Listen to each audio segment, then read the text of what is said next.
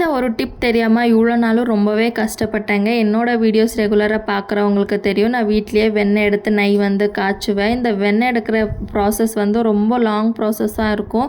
மிக்சியில் batch wise batch போட்டு grind பண்ணணும். அந்த பாத்திரத்துக்கு ஊற்று, இந்த பாத்திரத்துக்கு ஊற்றுன்னு நிறைய வெசல்ஸ் வந்து யூஸ் ஆகும். ஸோ அட்லீஸ்ட் இந்த பசங்களை பார்த்துட்டு செய்கிறதுக்கு எனக்கு ஒரு 2 ஹவர்ஸ் ஆச்சும் எடுக்குங்க. இன்றைக்கி ஒரு ஜஸ்ட் 20 மினிட்ஸே எல்லாமே பண்ணி முடிச்சுட்டேன். எடுத்து வச்சுருந்த பாலாடை எல்லாமே கிரைண்டரில் ஆட் பண்ணிவிட்டு கொஞ்சமாக கோல்டு வாட்டர் ஊற்றி ஒரு 5 நிமிஷம் கிரைண்ட் பண்ணேங்க. வெண்ணெய் வந்து சூப்பராக திரண்டு வந்துருச்சு.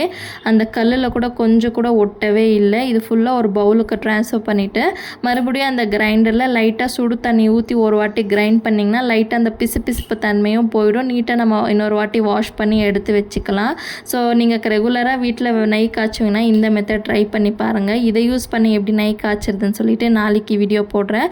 ஸோ மறக்காமல் சேனலை சப்ஸ்கிரைப் பண்ணிவிட்டு வீடியோக்கு ஒரு லைக் போட்டுக்கோங்க. பாய்.